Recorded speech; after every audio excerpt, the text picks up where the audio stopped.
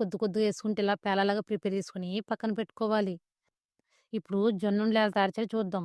Stove మీద వేరే pan పెట్టుకొని 1 టేబుల్ స్పూన్ నెయ్యేసుకోవాలి. తర్వాత కప్పు బెల్లం ఏసుకోవాలి. స్టవ్‌ని సిమ్‌లో పెట్టుకొని బెల్లాన్ని కరిగించుకోవాలి. ఒక 2, 3 నిమిషాల తర్వాత బెల్లం అనేది కరుగుతూ స్టార్ట్ అవుతుంది. ఇందులో వాటర్ ఏం పోయనవసరం లేదు. అలాగే పాకం కూడా ఏం పట్టనవసరం లేదు. బెల్లం అనేది పూర్తిగా కరిగిన తర్వాత పావు టీ స్పూన్ వంట సోడా ఏసుకోవాలి. ఒకసారి బాగా మిక్స్ చేసుకోవాలి. తర్వాత పేలాలేసుకోవాలి. స్టవ్ ఆఫ్ జేసి పేలాలకి బెల్లం పట్టేట్లు మిక్స్ చేసుకోవాలి. అలాగే వీడియో పైన ఒపీనియన్‌ని కామెంట్ సెక్షన్‌లో తెలియజేయండి. తక్కువ టైంలో ఈజీగా, టేస్టీగా జొన్నుండలని తయారు చేసుకోవచ్చు.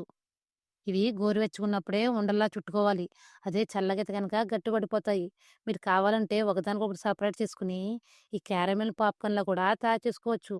అంతేనండి ఈజీగా జొన్న పేలాలు, అలాగే జొన్నలు కూడా తయారు చేసుకోవచ్చు. మీకు నచ్చితే గనక ఒకసారి ట్రై చేయండి.